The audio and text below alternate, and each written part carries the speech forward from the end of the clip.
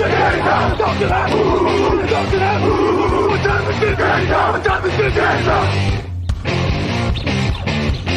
gun, Hulk left slot, Dixie left, T left, Mercedes, wide chip, Ricky, Bieber left, 75, Katie, Omaha, quick going.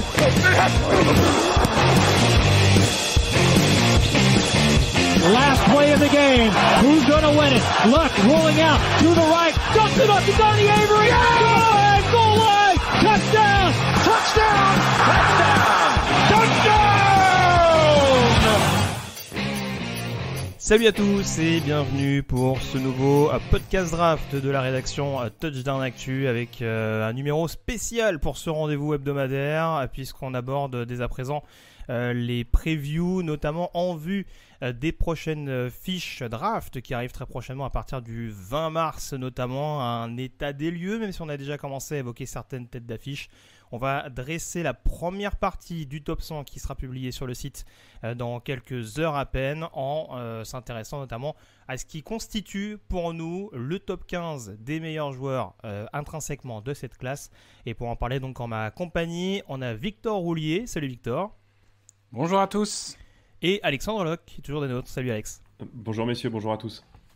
Et on va parler beaucoup attaque. Alors je le précise déjà pour la parenthèse, en s'excusant auprès de nos auditeurs, puisque on s'était arrêté notamment sur l'état des franchises, avec notamment les New York Giants et les San Francisco 49ers. On n'oublie pas les autres franchises. L'idée c'était avant tout de faire un premier état des lieux, notamment concernant les franchises les plus à la peine au cours de la saison régulière. On n'oubliera pas de revenir en détail sur chaque franchise après la Free Agency, par le biais notamment des capsules audio d'environ 10 minutes qui seront faites donc à partir du mois de mars et qui vous accompagneront chaque jour pendant 32 jours jusqu'à l'échéance finale de cette draft 2021. Mais maintenant que les choses sont dites et que le décor est planté, on s'intéresse dès à présent au top 15 en commençant notamment par le quintet de tête.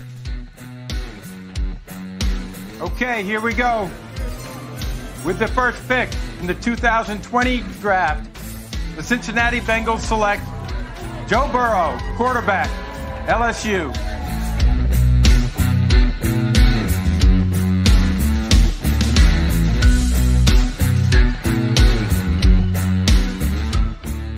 Et on commence donc par ce top 5 avec je le disais, l'attaque mise à l'honneur et notamment les quarterbacks. Et le premier de ce top 100, c'est un nom qu'on connaît assez bien, sur lequel on est revenu assez souvent ces dernières semaines. C'est Trevor Lawrence, quarterback de Clemson, champion national et opportunité surtout à saisir absolument pour une franchise en cette QV 2021, n'est-il pas, monsieur Roulier ? Oui. Je pense que ça fait peu de doute. C'est ce genre d'année où on commence à réfléchir à partir du numéro 2. Mais le numéro 1 est assez clair. C'est pas comme si on le découvrait aujourd'hui. Ça fait 3 ans que tout le monde nous annonce qu'il sera numéro 1. Parfois, les choses changent. Parfois, elles ne changent pas. Pour lui, elles n'ont pas changé. Voilà, il est mobile. Moi, j'aime bien dire que c'est Peyton Manning en moderne. C'est-à-dire avec une mobilité vraiment suffisante pour la NFL d'aujourd'hui, un déplacement vraiment extraordinaire pour son gabarit. C'est un lanceur formidable. Il a très peu de défauts. On en a un peu parlé, parfois sur les passes longues, parfois sur des petits problèmes de vision, mais globalement, difficile de faire un autre choix en numéro 1. Ouais, Alex, tu rejoins globalement ce point de vue-là. C'est difficile quand même de considérer un autre choix, encore plus pour une équipe des Jaguars, par exemple, numéro 1 de la draft, et qui a un besoin sur cette position. Exactement, les Jaguars, ils ont besoin d'un QB. Depuis sa première passe en 2018, on sait qu'il va être numéro 1 de la draft, donc il n'y a pas vraiment de surprise ni de débat. Comme je l'avais dit dans une précédente émission, même s'il venait à se blesser dans les prochaines semaines, hormis s'arracher vraiment un pied ou son bras, il sera sélectionné en numéro 1, il n'y a absolument pas de doute, c'est le plus grand talent de l'année. C'est sûr, hein, si s'arrache son bras avec la fameuse puissance qui va avec, ça va être un peu compliqué. Il lancera du bras gauche, c'est pas grave. Oui, c'était ça. Ouais. Cet homme est plein de ressources, sachez-le. Mais oui, alors voilà, c'est ça. On va pas faire un doublon de la fiche draft, mais oui, c'est vrai. Victor parlait notamment de ses soucis sur passe longue. Il y a peut-être aussi ce côté un petit peu à en faire trop, à vouloir absolument faire le show, on va dire, à pas vouloir s'avouer vaincu, qui peut lui jouer des tours. Mais oui, il y a quand même beaucoup de cases qui sont de toute façon cochées pour les scouts.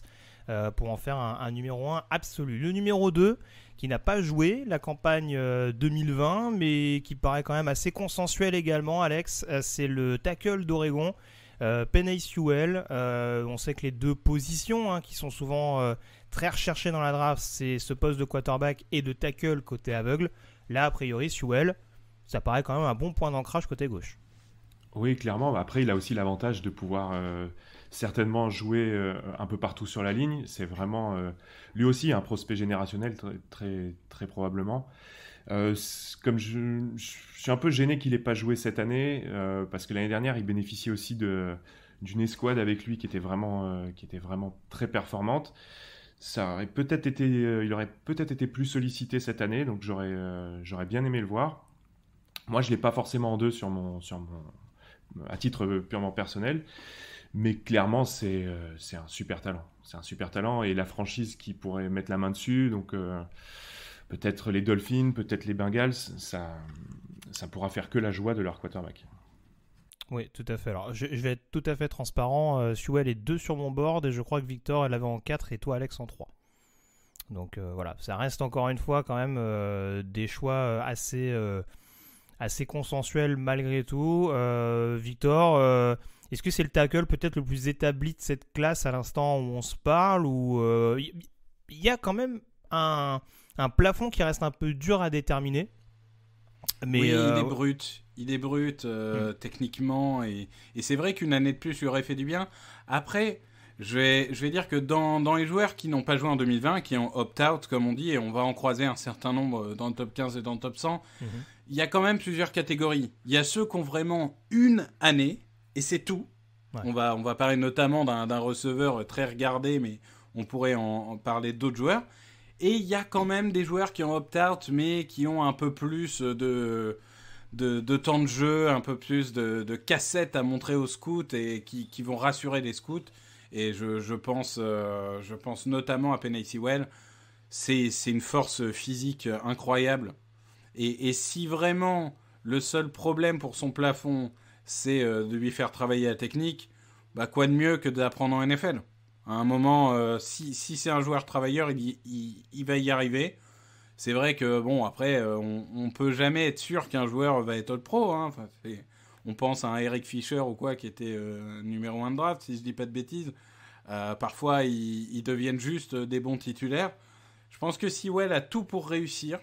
Mais c'est vrai que cet opt-out rajoute cette petite dose d'incertitude sur peut-il progresser autant qu'on le projette. Voilà. C'est un peu la jurisprudence Marvin Wilson, j'en parle juste 10 secondes, mais c'est un joueur qui était projeté top 15 avant la saison, qui maintenant est projeté 2e ou 3e tour, et on se dit, si lui a perdu 2 tours en ayant joué en 2020, est-ce que certains joueurs qui ont opt-out n'auraient pas connu la même chute ? Oui, non, c'est sûr. Après, voilà, c'est vrai que en effet, il y a forcément ce point d'interrogation qui, comme d'autres prospects, va être mis en avant, mais voilà, c'est vrai que ça, je l'ai pas dit, mais c'est un peu ce qu'expliquait Alex tout à l'heure avec Trevor Lawrence.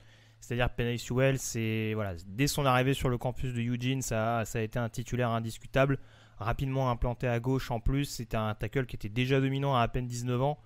Donc ouais, non, on sent quand même qu'il y a une certaine maturité au-delà de la force brute.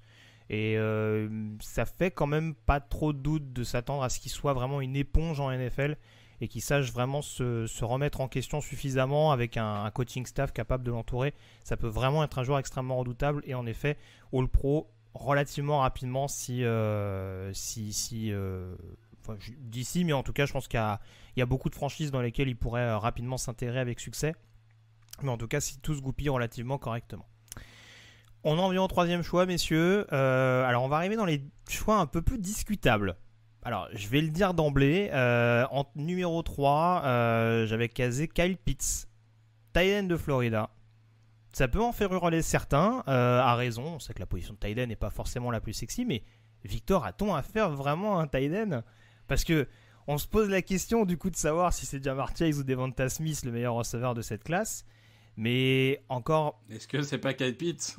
Alors, moi, encore une fois, c'est surtout la question que je me pose, c'est qu'aujourd'hui, on sait que les tight ends, malgré tout, même si c'est un peu moins flagrant qu'à une certaine époque, ont une place prépondérante en NFL.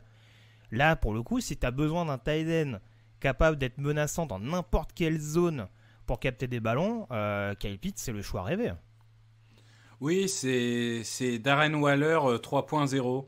C'est-à-dire que c'est des joueurs qu'on va voir de plus en plus. Je lisais dans un article, je crois que c'est The Draft Network, mais où il disait c'est ni un tight end ni un receveur, c'est une arme offensive. Et c'est vrai que c'est un peu ça l'idée. C'est un joueur tellement polyvalent. Vous pouvez l'aligner en slot, vous pouvez l'aligner en tight end classique, vous pouvez même l'aligner en receveur extérieur. C'est pas choquant. C'est vraiment un joueur qui sait tout faire.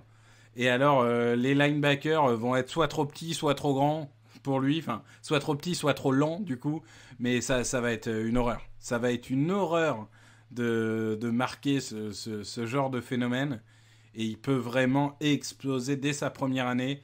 Je pense que c'est vrai que ça va surprendre beaucoup de gens de voir un tight end en numéro 3 du classement. Mais en soi, quand on le regarde sur le terrain et quand on voit ce qu'il apporte à une attaque, c'est pas si étonnant que ça. Ouais, Alex, je sais pas ce que tu en penses, mais c'est vrai que mine de rien, quand on regarde, je parlais de l'importance des tight ends, on rappelle que Chiefs Niners au Super Bowl 54, c'est peut-être les deux meilleurs tight ends du moment qui s'affrontaient cette année-là. Et l'année passée, on avait de nouveau Kelsey contre un Gronkowski, certes vieillissant sur le retour, mais qui a eu quand même un impact non négligeable et qui reste le tight end légendaire qu'on a connu. Donc ça peut, dans une copycat league, éventuellement être un choix un peu séduisant pour une franchise. Oui, ça peut être un choix séduisant. Bon, après, c'est peut-être effectivement le meilleur receveur finalement de la QV. Moi, ce qui me gêne un petit peu justement pour un tight end, c'est que ses qualités de bloc sont encore à améliorer. Maintenant, pour un tight end, on a coutume de dire qu'un tight end, ça performe jamais vraiment la première année. Comme l'a dit Victor, lui, il est tout à fait à même d'être efficace et productif dès la première semaine en septembre 2021. Ce qui n'a pas été le cas d'un TJ Hawkinson, qui est le dernier tight end qui a été choisi dans le top 10. Donc, oui, partant de ce principe-là, sa présence à minima dans le top 5 des talents, c'est pas du tout une surprise. Mais moi, pour vraiment valider un top 3, j'aurais aimé qu'il ait vraiment le total package du tight end, parce qu'il est quand même listé comme un tight end. Bah voilà, c'est là en effet, et tu mets le doigt sur un point intéressant. Voilà, c'est cette aptitude au bloc où il déshonore pas, mais c'est vrai que dans une attaque de Florida où forcément ça jouait quand même très écarté, où forcément on misait avant tout sur ses qualités de receveur, c'est pas forcément le critère qui est ressorti le plus en avant. Si on prend les principaux tight ends qui sont sortis ces dernières années, il a plus, je trouve, le profil par exemple d'Evan Ingram, qui était, je trouve, là aussi hyper menaçant à la réception dans un système offensif aérien très bien huilé du côté d'Ole Miss, plutôt qu'un TJ Hawkinson que tu citais, qui est sorti numéro 7, mais avec de meilleures aptitudes, notamment sur le bloc. Donc c'est vrai que c'est là, en effet, où il va y avoir des points d'interrogation à gommer. Surtout que, sauf erreur de ma part, Kyle Pitts a quand même eu des petits soucis de blessure, notamment lors de sa dernière saison. Et que ça reste quand même pas négligeable pour un joueur qui est censé aller un petit peu au charbon de temps en temps dans les attaques modernes, quoi. On passe au numéro 4 à présent, et on va rester sur des receveurs, des vrais receveurs en l'occurrence, et sauf erreur de ma part, le numéro 4 est donc Ja'Marr Chase, receveur donc d'LSU, un de ces nombreux joueurs, Alex, qui a décidé de se mettre en retrait par rapport à la crise sanitaire. Et j'imagine que c'est le joueur dont parlait Victor sur sa fameuse seule année sur le tableau. Alors, il a quand même pas fait une mauvaise saison freshman, je trouve, même si forcément c'est pas les chiffres hallucinants de sa saison sophomore avec Joe Burrow. Mais en tout cas, on a un beau spécimen quand même sur le poste de receveur. Oui, alors je vais redire ce que j'ai dit lors du live de la semaine dernière. Clairement, là aussi, le opt-out peut poser des questions, parce qu'il faisait partie l'année dernière, j'ai utilisé le terme football champagne avec l'ami Joe Burrow. Et cette année où ça a été un petit peu plus compliqué, un poil plus compliqué pour LSU, j'aurais bien aimé voir ce qu'il aurait pu apporter, parce qu'il n'est pas du tout certain qu'il tombe sur un système ou un quarterback qui le mette en avant, notamment s'il tombe au choix numéro 6 par exemple. Mais on ne voit pas de qui tu parles. C'est pas forcément les Eagles, hein, attention. Mais par contre, ce qui est certain, c'est qu'il a prouvé que c'était un super joueur. Il a des mains super fiables. Il a un arbre de tracé hyper complet. Ça sera une solution de sécurité. Ça sera un receveur de possession. Ça sera un peu tout en fait pour sa future franchise. Donc clairement, c'est un super talent. Mais là aussi, moi j'ai vraiment été gêné cette année par tous ces opt-out. Enfin, je peux les comprendre, mais c'est difficile pour vraiment évaluer la pérennité d'un talent ou de la pérennité d'une production, surtout pour des attaquants comme ça. Oui, non, c'est sûr que ça aide pas. Et je trouve encore plus, d'ailleurs, sur une position, ça, pour rejoindre un petit peu ce que tu disais, c'est vrai que par exemple, c'est le challenge qu'a choisi de relever, alors même s'il a été moins coté en l'occurrence, un Tyrese Marshall à LSU. Et on voit que le fait d'être resté une année de plus justement dans une attaque qui était un peu plus dans la démerde, si je peux parler ainsi, mais en tout cas qui était clairement en nette reconstruction, on a vu que le fait justement de réussir à surnager de nouveau cette année-là, ça l'a clairement aidé parce que ça en fait clairement un potentiel premier tour à l'heure où on se parle. Après voilà, c'est sûr que Marshall avait peut-être plus à gagner et Ja'Marr Chase plus à perdre dans ce cas de figure là, mais je te rejoins, en effet c'est un point d'interrogation important qui sera à soulever là-dessus. Victor, alors on va parler du 5e tout à l'heure avec qui est également un receveur. Il y a quand même beaucoup, je trouve, la donnée purement athlétique et physique qui peut jouer quand même en la faveur de Ja'Marr Chase si on cherche le meilleur receveur pur du plateau. Disons qu'il est passe-partout. Ce que ne vont pas être les deux suivants. C'est un joueur qui peut globalement évoluer dans tous les systèmes. Physiquement, il a le corps pour affronter à peu près tous les cornerbacks de la ligue. Il n'a pas vraiment de défaut. Franchement, sur le terrain, en tout cas, on n'en a pas vu beaucoup. Ses routes, ses mains, son placement du corps, tout est bon. C'est vraiment un joueur intelligent. Et honnêtement, il y a un potentiel domination, je dirais niveau Julio Jones, quoi. Vraiment, le genre de receveur, on voit pas ça tous les ans, quoi. Si vraiment il exploite son potentiel, ça peut devenir un joueur dominant comme on en voit une fois tous les 5-10 ans. Bah après, alors, comparaison n'est pas raison, mais très clairement, pour la reprendre la folle année de LSU l'année passée, il avait posé des soucis notamment à Patrick Surtain contre Alabama, qui reste l'un des tout premiers cornerbacks de cette classe. Et puis, alors on s'est beaucoup moqué notamment, il n'a pas fait une saison rookie extraordinaire, mais quand on prend par exemple un AJ Terrell à Atlanta, qui n'a pas fait une mauvaise campagne rookie, en tout cas qui s'est bien repris au fur et à mesure, on se rappelle qu'il lui a fait vivre un enfer en finale nationale. Donc il n'a pas non plus affronté que des peintres en 2019, et en effet quand il les a affrontés, il a quand même plus que surnagé, je trouve. Donc c'est vrai que là aussi, il y a forcément ce mystère de la saison 2020, dans quel état de forme concret il va arriver. Mais oui, ça reste quand même forcément un choix très, très sexy sur le papier. Tu vas enchaîner. Il avait marché sur Diggs aussi, je crois. Ah oui. Si je dis pas de bêtises. Ouais. Oui, il a peut-être même dû le croiser un peu plus que Surtain. T'as raison là-dessus. Et Trevon Diggs qui a fait une très bonne campagne, je trouve, rookie du côté de Dallas.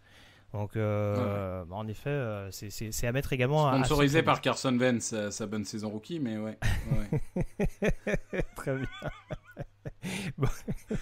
Sur ce, on passe au numéro 5 avec un autre receveur. En l'occurrence, Victor, t'allais déjà enchaîner quasiment dessus, mais il y a forcément cette comparaison entre Ja'Marr Chase et Devonta Smith. Devonta Smith, on le rappelle, meilleur joueur universitaire de la saison 2020. Pourtant, toujours ce profil atypique et ce gabarit qui peut-être en effrayer quelques-uns malgré tout. Ah bah c'est extrêmement léger. Et alors ce qui a rajouté un peu quand même à l'obscurité autour de Devonta Smith, c'est qu'il a refusé de se faire mesurer, peser quand il en a eu l'occasion là au Senior Bowl. Donc ça, c'est un joueur, c'est exactement comme Marvin Harrison pour ceux qui regardaient dans les années 2000 le comparse Peyton Manning. Il est pas assez grand, il est pas assez lourd, il est pas assez rapide, donc tu comprends pas pourquoi ça marche, mais ça marche, et ça marche super bien. C'est vraiment un joueur qui est extrêmement explosif, extrêmement intelligent, il crée la séparation, pas tellement parce que c'est une pile électrique ou parce qu'il aura un gros physique, non, parce que il est propre, il est soudain dans ses mouvements, et il va faire la différence, et là encore, cette année, il a quand même pas affronté que des peintres, et il a marché sur tout le monde. Il a mis 200 yards sur tout le monde, c'était absolument incroyable. Donc à un moment, on ne peut pas ignorer, c'est le premier receveur Iceman depuis 20 ans ou 30 ans. 30 ans même, je crois, début des années 90. Donc, voilà, c'est un potentiel incroyable. Mais alors par contre, c'est pas pour tous les systèmes. Et je pense, malheureusement, parce que c'est comme ça que la NFL marche, que le fait qu'il soit aussi léger et pas forcément très grand, très athlétique, il va être éliminé par certaines franchises. Donc contrairement à Chase qui pourrait correspondre à tout le monde, là il va pas correspondre à tout le monde. Mais si on donne juste une petite image, c'est ce genre de joueur qui dans un dispositif type 49ers pourrait faire des miracles, je trouve. Eux qui savent tellement bien exploiter les qualités des receveurs. Vous pouvez lui donner la balle en screen, vous pouvez lui donner la balle en tracé court, en tracé intermédiaire, en tracé long. Il peut tout transformer en or. Donc j'adore ce joueur, mais c'est vrai que c'est un profil qu'on voit pas souvent. C'est ça, c'est un profil qu'il faut aimer. Alors je crois, Alex, que c'est un profil que tu apprécies, hein, puisque, sauf erreur de ma part, il était numéro 2 de ton board personnel juste derrière Trevor Lawrence. Victor le disait, un joueur absolument dangereux partout et un potentiel numéro 1 très clair en NFL. Ouais, Davonta Smith, en fait, ce qui m'a surpris, c'est que en 2019, on s'est dit, il va être éteint derrière Ruggs et Jeudy, on va pas le voir. Il va pas exister. Bah, il a existé, il a fait une très belle saison. Cette année, on s'est dit, enfin, je dis on, peut-être que c'est juste moi, hein, mais on pensait, bon, il y a plus toi, il y a plus Jeudy et Ruggs pour attirer les défenseurs ailleurs, donc ça va moins rigoler. Bah, ça a rigolé et ça a hyper rigolé. Donc, les réserves qu'il y a maintenant sur sa future carrière en NFL, bah, je les vois sur le même principe en fait. On pense qu'il va se faire secouer parce qu'il est léger, parce qu'il a des jambes de coureur d'athlétisme. Et je pense que ça va marcher. Il a un talent incroyable, c'est un playmaker fantastique. Donc, il n'y a aucune raison pour moi, il va encore faire taire les sceptiques et ça va marcher. Oui, parce que encore une fois, c'est un joueur assez intelligent. Hein. C'est pas parce qu'il a un gabarit relativement frêle pour beaucoup que c'est un joueur qui va rechigner sur le bloc. Hein. On l'a vu sur de nombreuses courses de Najee Harris, ne pas hésiter à aller au contact. On sait également, pour continuer sur le panel assez vaste, que ça reste un joueur extrêmement précieux sur retour de coup de pied. Donc ouais, franchement, il n'y a pas grand-chose à acheter dans son jeu, à part, encore une fois, si oui, on est un vieux de la vieille NFL et qu'on fait une fixette sur le côté, bah ouais, mais dis donc, ils sont où les muscles, t'as pas assez poussé la fonte, etc. quoi. Donc voilà, mais ça va être en tout cas un joueur très, très intriguant à voir, et ce serait quand même très très étonnant qu'il passe déjà le top 10, voire le top 6-7 quand on sait qu'il y a des équipes qui ont des besoins de receveurs, mais voilà, on s'avancera pas encore, on va voir déjà les décisions qui vont être prises par les franchises par le biais de la Free Agency. On a fait le point sur ce top 5, on enchaîne désormais avec les positions 6 à 10.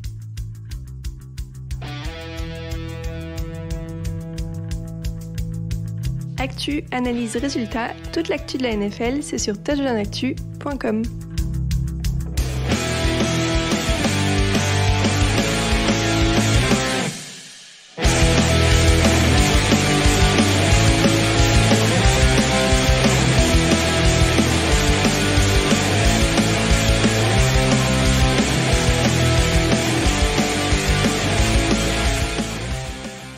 Mais non, pas du tout. On n'a pas oublié les quarterbacks dans ce top 15. Rassurez-vous, déjà on a parlé de Trevor Lawrence.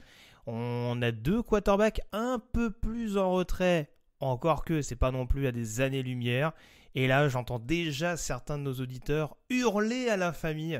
Le numéro 6, Alex, n'est autre que Zach Wilson, quarterback de BYU. Alors j'avoue, j'ai pas revu vos boards personnels, je vais essayer de reboucler ça. Mais en tout cas, on sait que forcément, il y aura de l'indécision entre Wilson et Fields. Je pense, je suis en train de voir. Ah non, là j'ai classement de Victor.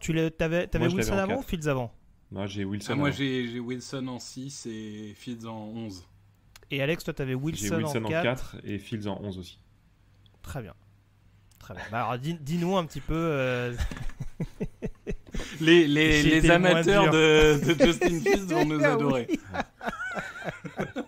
Allez, il y a un contrat sur nos têtes, je vous le dis, les gars. Bon, Zach Wilson, en tout cas, on s'en doutait un petit peu malgré tout. C'est toujours un petit peu j'ai presque envie de dire une question de momentum, notamment encore plus sur ses positions. C'est que forcément, on a un Zach Wilson qui a crevé l'écran en 2020, Alex. Alors, certains évoquent notamment un calendrier peut-être pas aussi monstrueux, mais en tout cas, la marge de progression, elle est là, et elle a quand même été tonitruante sur le dernier exercice. Exactement, la marge de progression, elle est là et elle est linéaire, enfin linéaire, non plus que linéaire depuis 3 saisons. Il a vraiment progressé, il n'y a qu'à voir ses lignes de statistiques.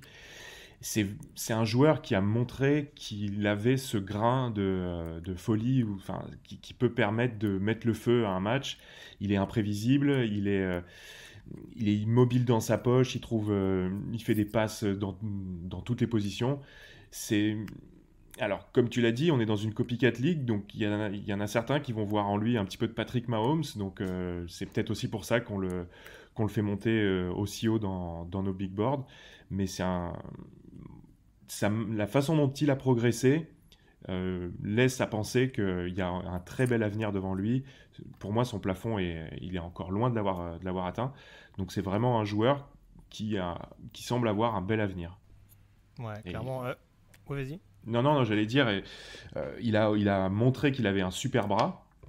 Le seul petite chose qu'on pourrait lui reprocher, c'est que face à l'équipe la plus solide de son calendrier, il a fait son plus mauvais match cette saison. Mais à part ça, comme tu l'as dit, peut-être par le momentum, mais c'est vraiment, pour moi, c'était un top 5 talent. Donc voilà, en 6, c'est mérité. On sait que de toute façon, il y a beaucoup d'esprits offensifs en NFL qui se disent, qui salivent en voyant un nouveau quarterback un petit peu glamour qui arrive et qui se disent oh là là, mon Dieu, qu'est-ce que je vais pouvoir en faire. C'est toujours ça qui fait que les quarterbacks grimpent un petit peu plus et nul doute que c'est ce qui fera grimper Zach Wilson. Victor, pour le coup, Zach Wilson, on insiste beaucoup sur le fait qu'il y avait un bon backfield offensif à BYU, il y avait une super ligne offensive. En attendant, il n'y avait pas toujours d'excellents receveurs, même si Dax Milne a fait une bonne campagne. Il perd Matt Bushman sur blessure très rapidement. Donc malgré tout, c'est quand même un joueur qui est capable de s'adapter, qui a de la ressource, en tout cas pour réussir à emmener une équipe de Brigham Young, qui ces dernières années n'était pas forcément réputé pour un super jeu aérien.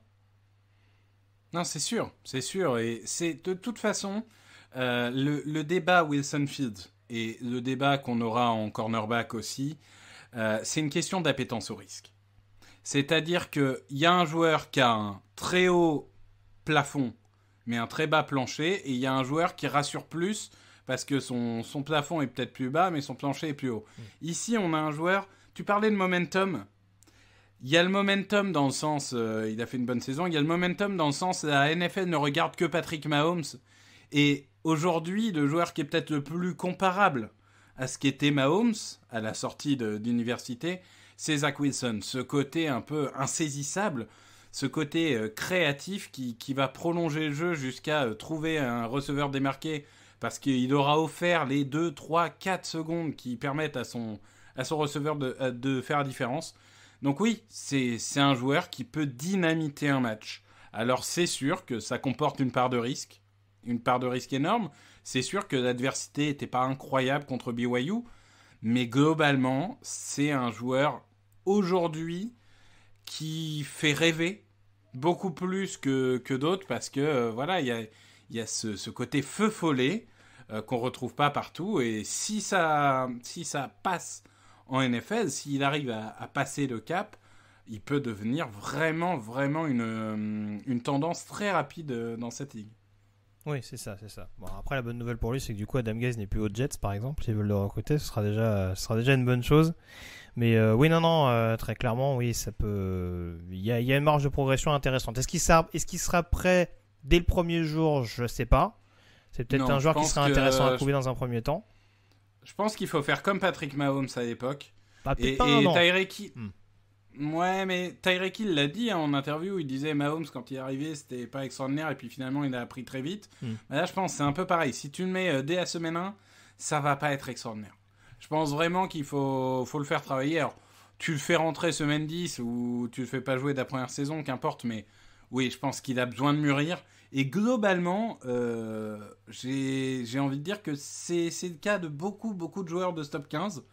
C'est vrai que ce sera peut-être pas le cas de l'autre quarterback dont on va parler, mais voilà, c'est des joueurs qui ont besoin d'être mis sous couveuse. C'est sûr. Parlons de joueurs qui doivent être mis sous couveuse. Est-ce que tu veux nous parler du numéro 7 de ce classement? Justin Fields, quarterback d'Ohio State. Encore une fois, joueur extrêmement précis tout au long de sa carrière universitaire.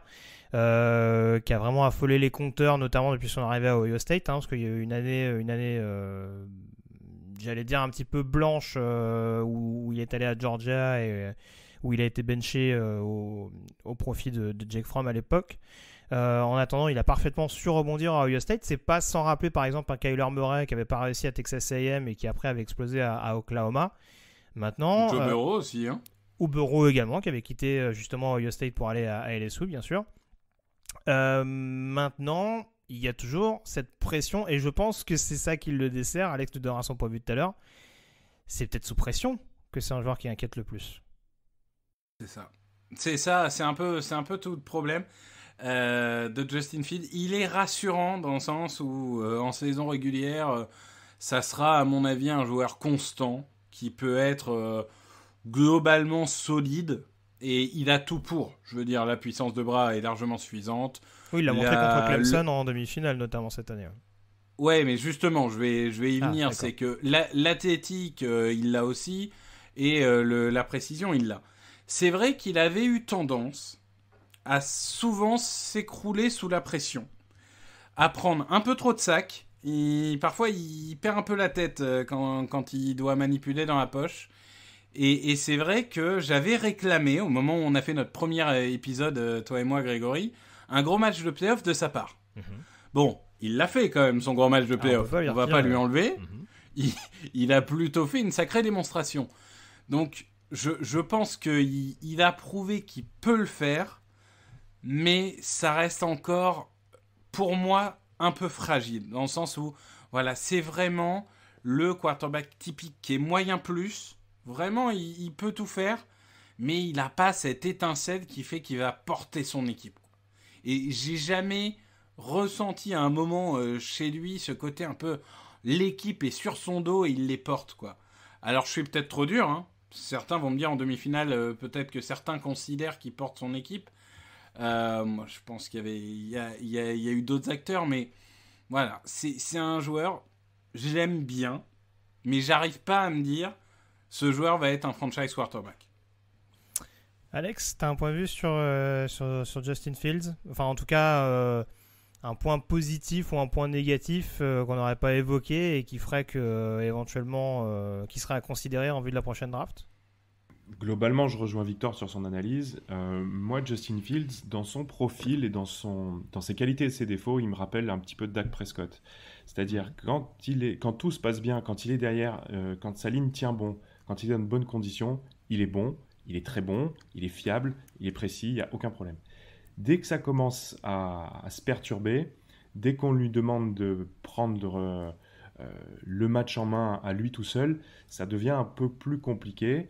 Victor l'a dit, quand il y a la pression, il a tendance un petit peu, il baisse la tête et voilà, il est moins performant par exemple qu'un Wilson dans ce genre de situation. Et voilà, ce qui me pose souci, c'est ça, c'est que s'il est mis derrière une grosse ligne, ça sera un bon QB, il n'y a aucun problème a priori. Le problème, c'est quand ça va se compliquer, si on attend de lui de gagner un match en play-off, voilà, à l'image d'un Dak Prescott, je pense qu'il y aura un plafond de verre. Est-ce que l'échelle d'Alex Smith va un jour devenir l'échelle Justin Fields ? C'est ça la vraie question. Ça reste à voir, mais ouais, non, en tout cas, c'est un joueur très polarisant. Encore une fois, de par ce qu'on évoquait, c'est-à-dire ce côté vraiment à être clutch tout en pouvant être un peu inquiétant en fonction des situations de jeu, de jamais montrer le même visage, on dira, en fonction des snaps. C'est là aussi où ça reste à voir. Alors ça, c'est mon point de vue purement personnel. Encore une fois, je ne dis pas que ça aura une incidence vis-à-vis des scouts, parce que c'est deux styles de jeu totalement différents. Est-ce que peut-être des scouts vont pas être un petit peu freinés par l'expérience de Dwayne Haskins, qui dans le système Ryan Day, même si très clairement Haskins n'avait pas la mobilité qu'a Justin Fields, et on sait que dans la NFL moderne, c'est clairement un atout non négligeable à la disposition de l'actuel quarterback, de l'actuel futur compliqué cette phrase, quarterback des Buckeyes. Mais voilà, à voir éventuellement si c'est un système offensif où il y a quand même très souvent des receveurs, je trouve, pas mal démarqués. Est-ce que éventuellement ça va pas être à son détriment, je sais pas. Ça l'empêchera pas d'être dans le top 5, entendons-nous bien. Mais Haskins, c'était vraiment une seule saison pour le coup. Oui. C'est vraiment, il y a une saison et pas plus. Non, mais- Fields, il y a quand même un peu plus de bagages. Et du coup, je me sens quand même... alors oui, il y a toujours, on l'entend, hein, ces interrogations sur le système de Ohio State, etc. Mais il me rassure quand même plus qu'un Haskins, Oui, où oui. vraiment, Haskins, clairement. j'avais l'impression de jouer à la roulette russe. Et il y a un moment, t'as une chance sur 6 que ça parte, mais... C'est sûr. C'est- Oui, c'est puis pas- et puis pas vraiment parti. je pense que mentalement, ouais, Fields a l'air quand même un peu plus costaud que Haskins, Ouais, très ouais. clairement. Et dans sa tête, il a l'air un peu plus posé que Haskins aussi. C'est ça. Je vous propose, messieurs, d'enchaîner carrément 2 prospects en même temps, hein, parce que tu le disais tout à l'heure, il y a cette comparaison, il y a des joueurs qui sont sur la même position et en effet qui sont à prendre sur des critères différents. Donc je vais me permettre de lancer le sujet là-dessus. Numéro 8, on a Patrick Surtain d'Alabama. Numéro 9, Caleb Farley de Virginia Tech. 2 cornerbacks hyper prisés de cette classe avec 2 problématiques différentes. Du coup, je vais te poser la question, mon cher Alex. Est-ce que toi déjà tu as une préférence particulière entre les deux? Est-ce que tu es plus Surtain ou plus Farley? Je suis un petit peu plus certain par on va dire, ses qualités déjà acquises. Il est très fiable.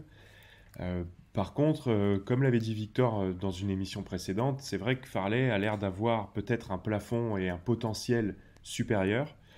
Pour moi, les deux seront pris dans le top 10, ça fait quasiment aucun doute. Mais pour une équipe qui cherche vraiment un numéro 1 quasiment tout de suite, j'irai davantage sur Surtain. Voilà, il a montré 3 années à Alabama, le titre. Je pense que il apporte beaucoup de garanties dans différents aspects de son jeu. Il est moins rapide, mais il est moins flashy, mais il est très fiable. Victor, je te laisserai développer un petit peu également, mais est-ce que si je prends un petit peu le format Surtain, c'est un peu le côté presse mise en respect, on dira, de l'adversaire. Caleb Farley peut-être un petit peu plus flashy, justement un petit peu plus facétieux dans sa manière de défendre et dans le côté agressif, notamment en couverture. Est-ce que ça te convient comme image?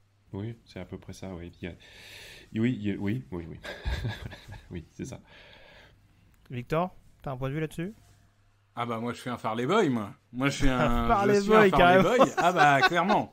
Ah non mais moi clairement je trouve qu'il est rapide, il est physique, c'est un playmaker. Alors en réalité, je vous rejoins évidemment, il y a ce côté un peu risqué chez Farley qui fait que finalement il finira peut-être à la Marcus Peters, ces joueurs qui font 2 interceptions mais qui parfois se trouvent complètement. C'est ça. Joueur C'est qui n'a vrai pas joué en qu'il y a- 2020, hein, je ne l'ai pas dit, mais contrairement à certains, Oui, qui a il pas a joué opt-out. Ouais. Tout à fait. Et du coup, ça rajoute à l'incertitude. Je pense qu'il c'est l'appétence au risque, encore une fois. Il a un plus gros potentiel, mais Surtain est beaucoup plus rassurant. Tu l'as dit en presse, par exemple, beaucoup plus Surtain. Sur une défense de zone, j'ai du mal à voir Farley, pour le coup. Je verrais plus un Surtain, voire plus un autre cornerback dont on parlera, mais je trouve que en homme à homme, Farley, c'est vraiment un joueur que je trouve extraordinaire. Surtain, il y a ce déficit de vitesse qui me fait parfois un peu peur. Je dirais que ça dépend vraiment de qui il affronte. Mais il y a des match-ups où il va vraiment souffrir. Je lui souhaite pas d'affronter Tyreek Hill 2 fois par an. Et pourtant, je pense qu'une défense un peu plus stable, un peu plus schématique en zone pourrait mieux lui convenir. Donc j'ai envie de dire que ça dépendra des systèmes, mais j'avais une grande affection pour Patrick Surtain de papa, donc je suivrai le fils avec attention. Mais alors c'est vrai que pour prendre une image un petit peu ce qu'on parlait du papa, c'est vrai que si on veut comparer les deux profils, pour ceux qui se rappellent notamment des Dolphins, notamment fin des années 90, Patrick Surtain est plus comme son père et Caleb Farley c'est plus un profil à la Sam Madison. Pour certains iront voir éventuellement plus concrètement, mais voilà, c'est plus ces deux profils totalement différents, mais qui peuvent être ô combien précieux en l'occurrence pour les franchises qui les récupéreront. On termine avec cette deuxième partie du top 15, le numéro 10, messieurs. Un joueur qui a peut-être un petit peu perdu de cote en raison de ses pépins physiques. N'est-il pas, monsieur Roulier? Jalen Waddle, receveur d'Alabama. Autre receveur d'Alabama, donc avec Devonta Smith, autre joueur au profil atypique. C'est une blessure embêtante, surtout pour un joueur qui joue avant tout sur l'explosivité. C'est sûr. Mais je suis pas sûr que ça lui portera tant préjudice que ça. Voire même, je réfléchissais, en fait, je faisais une petite comparaison avec l'année dernière. Vous savez, l'année dernière, on disait Lem Jeudy, qui sera le premier receveur choisi à la draft. Et puis, il y avait Ruggs qui était un peu le troisième, quoi. Le très bon, hein, mais le troisième. Sauf que Ruggs, il a fini premier choisi des trois. Notamment parce que sa capacité de playmaker, aujourd'hui, ça attire beaucoup les franchises. On l'a dit, c'est des copycat league. Des gens veulent devenir Kansas City. Ils veulent 17 playmakers dans leur attaque qui sont capables de faire 200 yards par match. Et moi, je me suis demandé, un profil comme Jalen Waddle, donc vraiment c'est une menace profonde, c'est de la vitesse extraordinaire, c'est un joueur d'équipe spéciale, en retour, il peut être vraiment très bon. Alors bien sûr, il y aura le warning médical, mais je pense que c'est un joueur dont certaines franchises pourraient tomber vraiment amoureuses. Et par exemple, ça me choquerait pas qu'il finisse devant un Devonta Smith à la draft. Et si une équipe veut un playmaker et a peut-être un peu peur du physique d'un Devonta Smith. Donc c'est un joueur qui a beaucoup de potentiel. Attention au drop. Je regardais des vidéos la dernière fois et j'ai vu des stats de PFF. C'est vrai qu'il a parfois des mains un petit peu incertaines. Mais bon, s'il récupère de sa blessure à la cheville, c'est un potentiel playmaker extraordinaire en NFL. Ouais, très clairement. Alex, tu as un avis sur Jalen Waddle? Est-ce que pour toi, comme par rapport à ce que disait Victor, ça peut être un invité surprise, entre guillemets, au milieu des deux principaux, ou est-ce qu'en effet, ces soucis de blessure t'inquiètent un peu plus? Bon, il faut savoir que moi, j'adore Jalen Waddle, mais vraiment de manière complètement irraisonnée depuis que un Waddle boy. Voilà, je suis un Waddle boy. Oui, d'accord. D'ailleurs, on le dit pas, hein, pour ça, certains n'ont pas les images, mais voilà, tous les posters de Jalen Waddle derrière toi, on confirme. Oui, avec ça. Ceux de JJ Watt, évidemment, parce que bon, oui, je suis toujours en campagne, hein, quand même.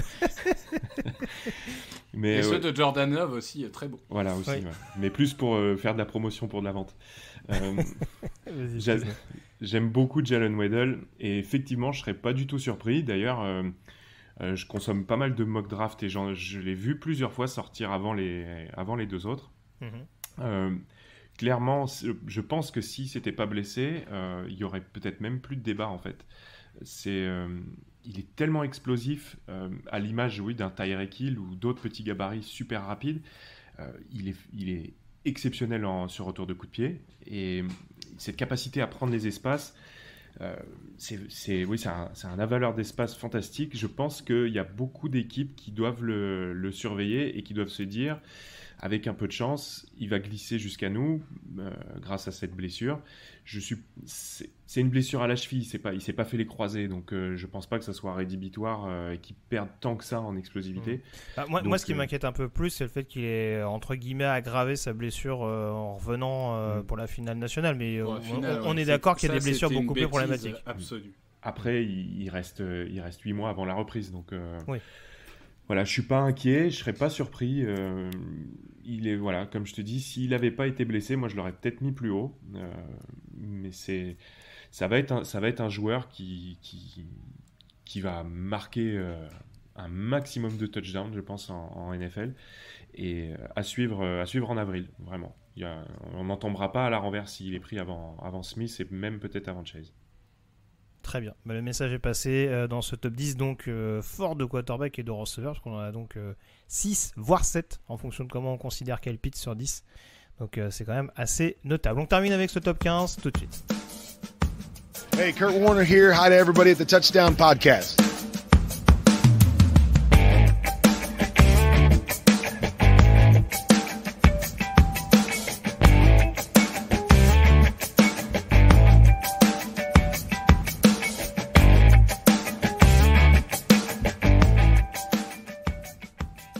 Et je vais vous proposer, messieurs, un autre face-à-face, du coup, pour les positions 11 et 12. Et on va parler main violente, on va parler tackle, tout ce que j'adore.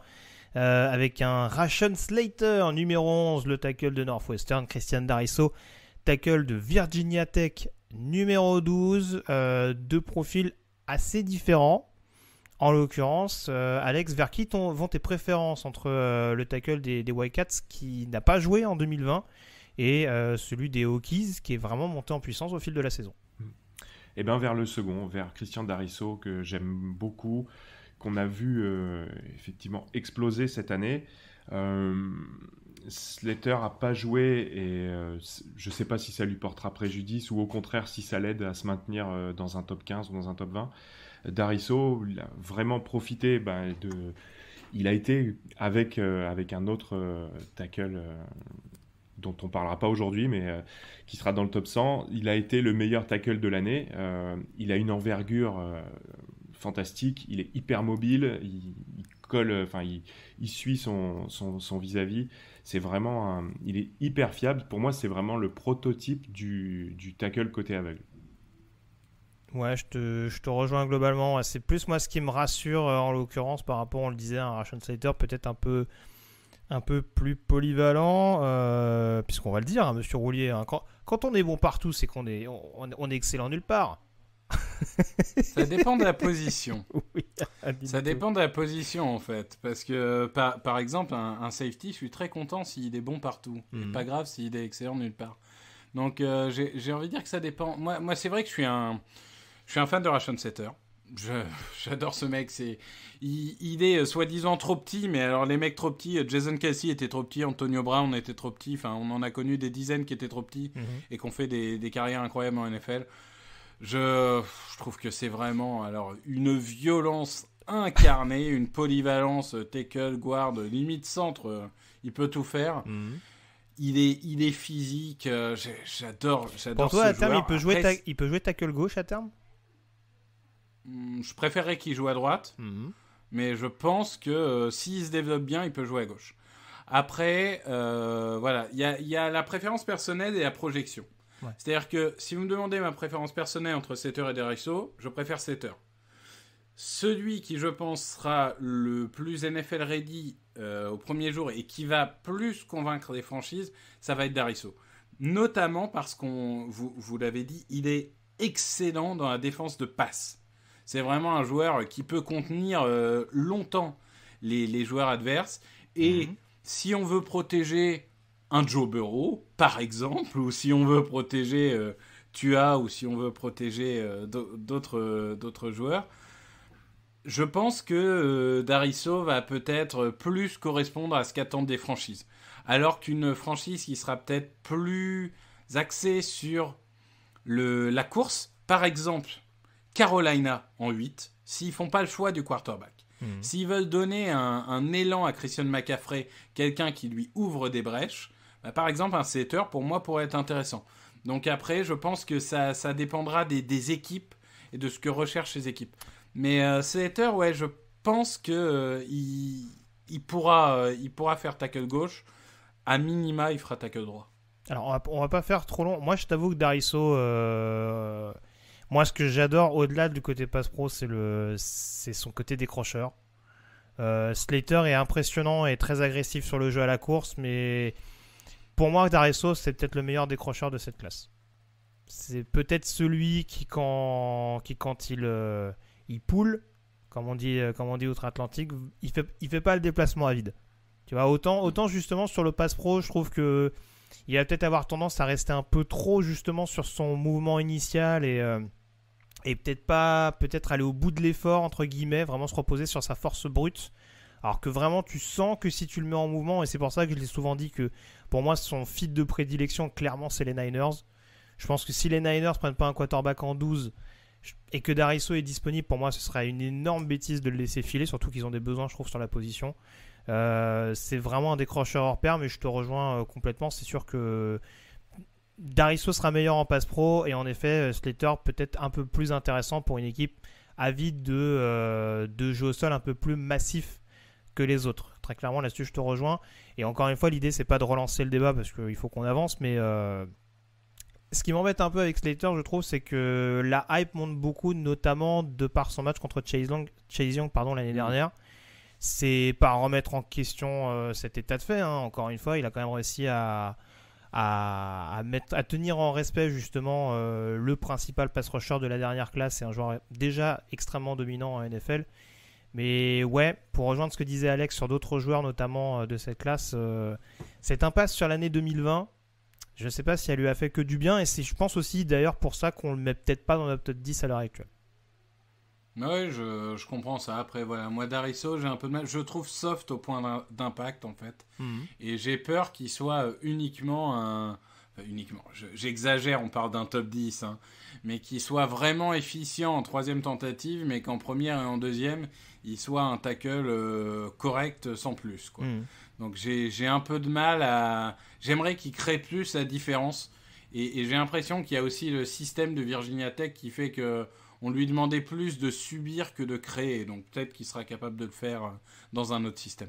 C'est sûr.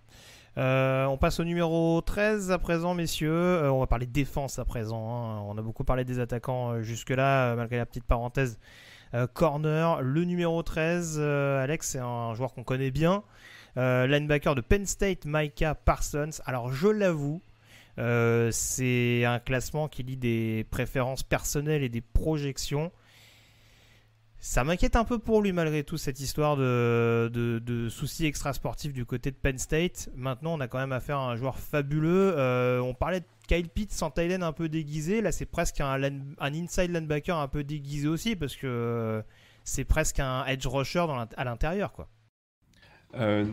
Clairement, Micah Parsons. Alors, moi, j'ai fait fi de ses problèmes extrasportifs pour le classer dans le big board. C'est clair que ça risque quand même de l'impacter sa sélection dans un mois et demi. Ceci étant dit, c'est un joueur qui est vraiment hyper solide. Tu l'as dit, ce côté inside linebacker qui peut mettre la pression, qui peut rusher, c'est vraiment un atout. Je le vois comme un gladiateur sur le second rideau, en fait. Il va me faire penser, alors je ne dis pas qu'il va avoir le même niveau, à ce qu'on a vu de Devin White, notamment en playoff, c'est-à-dire super efficace contre la course et capable de venir pourrir la poche adverse et pourrir le quarterback en permanence. Et ça, justement, encore une fois, toujours pareil. Ça a marché à Tampa, donc il y a des équipes qui vont l'avoir en tête et qui vont certainement vouloir le reproduire. Par contre, à contrario, sur la couverture, ce qui est maintenant souvent demandé au linebacker, c'est pas sa qualité première. Voilà, ça reste un blitzer linebacker plus qu'un linebacker coureur. Oui, c'est ça. Je pense que tu as globalement assez bien résumé. Enfin, je vais demander à Victor, mais ouais, c'est vrai que l'exemple d'Evin White, en effet, je trouve est assez intéressant. Après, c'est sûr que Victor, il y a clairement, en tout cas, un panel peut-être plus à étoffer. Et là, en l'occurrence, c'est sur ce point précis où l'impasse sur la saison 2020 est peut-être préjudiciable. C'est le fait de peut-être en voir un petit peu plus sur tout ce qu'il est capable de faire dans une défense. Oui, c'est ça. Après, moi, je n'ai pas trouvé si mauvais que ça sur couverture. Je pense en effet que bon, c'est un poison. Hein. Alors, pour aller chasser le coureur ou pour blitzer, mais à l'intérieur et même parfois à l'extérieur, c'est tellement bon. Il rate peu de plaquage aussi. Hein. Ça, on l'a pas il rate très peu de plaquage. Il rate très peu de plaquage. Je crois qu'il en a raté une dizaine sur 190, un truc mais hallucinant. J'ai fait la fiche il n'y a pas longtemps. C'est vraiment un joueur... J'adore. Et en soi, honnêtement, avant ces problèmes extrasportifs, j'avais top 5. J'avais 5e. Alors oui, si on dévalue un peu parce qu'il est linebacker, je peux comprendre qu'on mette un peu plus bas. Mais pour moi, dans une équipe qui aime blitzer, qui a des blitz, des schémas de blitz inventifs, des choses comme ça, il serait magique. Il serait magique et vraiment, c'est un poison. Le problème, c'est que, voilà, on l'a dit pendant le live de la mock, hein, il a la fâcheuse tendance à humilier ses coéquipiers, apparemment, à poser ses parties intimes sur le nez de ses coéquipiers, ce qui n'est pas toujours recommandé si vous souhaitez être bien vu des franchises NFL. Il le faisait, alors, au-delà de la blague, il le faisait, on rappelle, avec Ito Gross-Matos, qui a été sélectionné au 2e tour. Et à mon avis, je pense qu'il y avait un potentiel premier tour. Donc, mine de rien, ça a quand même. Il y avait un potentiel top 20 qui s'est transformé en 2e tour. Donc, bon, je pense que lui, c'est un potentiel top 10 qui peut se transformer en top 20-25. Il descendra pas tellement plus bas.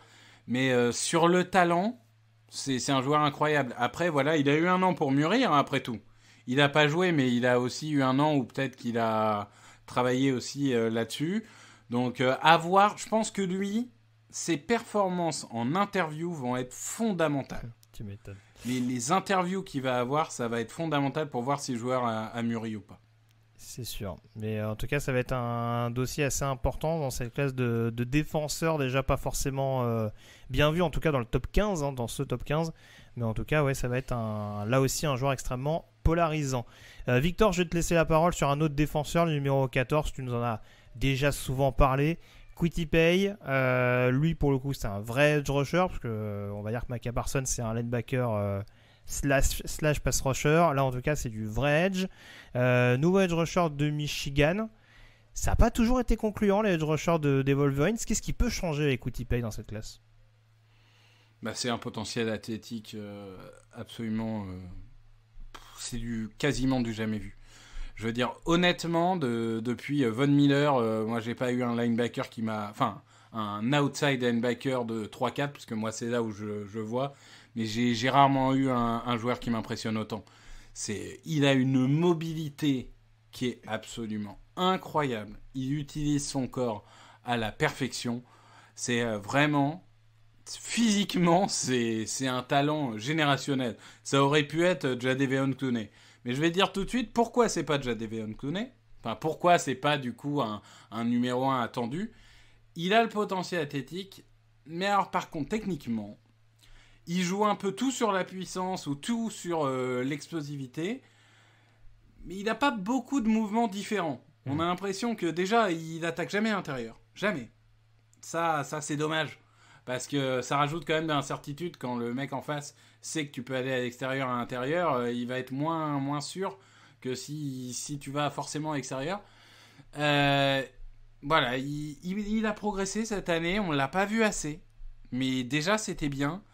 Je pense que, voilà, bien coaché, si on lui apprend la technique pendant 1 à 2 ans, ça peut devenir une terreur en NFL. Ouais, c'est sûr. Alex, tu as un point de vue sur Kwity Paye? Victor a quasiment tout dit. C'est effectivement un monstre physique assez impressionnant. Moi, ce qui me gêne un peu, c'est son manque de productivité. Il y a des stats qui sont relativement faibles, je trouve, pour ce qu'on attend aujourd'hui d'un pass rusher titulaire en NFL. Et si on le compare à son rival pour le premier pass rusher qui sera sélectionné, même si, en l'occurrence Grégory Rousseau, il n'a pas joué en 2020, mais l'année dernière, il avait produit plus de 15 sacs. Il a du mal à conclure, Kwity Paye, quoi. Il met la pression, mais il a du mal à conclure. Et dans le style pass rusher de Michigan, avec des statistiques de production moyenne, je connais un peu avec Rashan Gary. Pareil, un monstre physique aussi à l'époque. Donc je pense que Kwity Paye il va marcher, mais il va lui falloir, à l'image de son aîné, un petit peu de temps pour progresser, pour s'aguerrir, peaufiner sa technique. Et je le vois pas forcément dans la position d'un Chase Young déjà hyper décisif l'année prochaine. Je pense qu'il va lui falloir un peu plus de temps. S'il était Chase Young, il serait numéro 2 de notre classement. Il est numéro 14. C'est ça. Joue aussi. Après, on aura le temps d'en reparler de Kwity Paye, mais j'ai du mal à être encore hyper emballé sur le positionnement. Vraiment clair et défini à l'échelon supérieur. J'entends que ça peut être un outside linebacker. Je serais même pas surpris que ce soit un defensive end 34. C'est déjà ce que je pensais de Rashan Gary à l'époque. Ça m'étonnerait pas de la part de Kwity Paye, même si en effet il a quand même cette explosivité qui peut lui permettre d'être performant sur l'extérieur. Et c'est aussi ce qui le fait un petit peu... ce qui me fait un petit peu réviser mon point de vue sur lui, ce qui me le fait peut-être un petit peu baisser au niveau de la hiérarchie. On termine ce top 15, messieurs, avec le dernier défenseur notamment de ce classement, et c'est un cornerback de nouveau, J.C. Horn de South Carolina, joueur dont la cote grimpe au fil des jours. Alex, talent notamment des Gamecocks. On parlait de joueurs agressifs, là pour le coup on va être assez servi avec le fils de Joe Horn, ancien receveur des Saints. Hyper agressif, hyper présent sur son vis-à-vis. C'est comme l'avait bien décrit Jean-Michel, il me semble, dans une émission précédente, ou dans le live peut-être, c'est un pot de colle, il lâche vraiment rien. Donc c'est vrai qu'on l'a vu beaucoup monter ces dernières semaines. Pareil, je ne serais pas non plus surpris, comme on a parlé tout à l'heure de Weddle, qui puisse peut-être s'immiscer entre les deux, ou peut-être même avant les deux dont on a parlé plus tôt. C'est un gros potentiel, mais bon, moi j'ai quand même encore des réserves. Après, on verra. T'as un point de vue quel est ton point de vue justement, Victor, sur JC Korn? Oui, j'ai un point de vue. Ah, dis-nous. Je suis d'accord, je suis globalement d'accord avec Alex et je sais que je vais l'être avec toi. C'est un immense potentiel. Ah oui. Mais alors, en termes de constance, je crois que c'est toi, hein, Grégory, qui l'a dit un moment sur le live, enfin sur notre sac. T'as dit quand il va chasser les papillons, il fait pas semblant. C'est ça. Oui. C'est vrai que c'est la meilleure image qu'on puisse donner, hein, donc je te laisserai développer, mais voilà, c'est un joueur, on a l'impression qu'il joue à la loterie. Alors c'est super talentueux, c'est super, y a un potentiel fou, mais alors il va falloir se discipliner, quoi. Oh oui. Ça va beaucoup dépendre du coaching staff dans lequel il tombe. Et des gens qui l'entourent, parce que bien coaché, ça peut devenir quelque chose. Mal coaché, ça peut être une catastrophe, à mon avis. Ah, ça peut être un Drake Kirkpatrick 2.0. J'allais dire Kevin King. Quelque chose comme ça, ouais. Oui, Kevin King aussi, ouais, bizarrement. Parce que dans le genre chasseur de papillons, ça se pose là.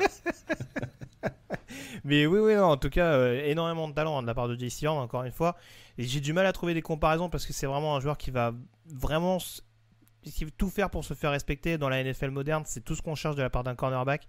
Mais c'est vrai qu'il va avoir quand même ces petits excès justement d'engouement, que ce soit au contact ou justement à la couverture, ou dans son duel, il va peut-être avoir tendance à perdre un petit peu les repères et à justement pas réussir à bien se placer par rapport au placement du ballon. Donc c'est ça qui m'inquiète un petit peu. Mais encore une fois, le talent est indéniable et comme Victor le disait, voilà, il y a quand même une marge de progression qui en fait saliver plus d'un et qui, j'imagine, coïncide également avec le fait qu'il grimpe. Il n'est pas sans rappeler, par exemple, un autre ancien de South Carolina dans la côte avait grimpé vitesse grand V avant la draft à l'époque, un certain Stephon Gilmore. Donc très franchement, soyez pas surpris en effet s'il arrive dans le top 10 de la prochaine draft. On a fait le point sur ce top 15. Je précise, JC Horn, on l'a mis en top 15. Ça, c'était à la lutte notamment avec Trey Lance et Liam Eichenberg. On a hésité notamment entre les trois hommes. On vous rappelle que le top 100 est à retrouver donc à l'écrit dans quelques heures sur le site de Touchdown Actu. Et nous, on se retrouve, enfin en tout cas les membres du podcast audio, on se retrouve dans quelques jours avec le début notamment des previews par position. On démarrera bien entendu par les quarterbacks et vous savez qu'ils sont à l'honneur au cours de cette QV. Donc rendez-vous la semaine prochaine donc pour la preview consacrée au QB. Merci Alex, merci Victor d'avoir été en ma compagnie. Et merci à tous. On Merci, se retrouve messieurs. donc au fil des semaines pour analyser tout ça en détail sur l'antenne, sur les antennes, sur les programmes tout simplement de Touchdown Actu. Salut à tous, ciao.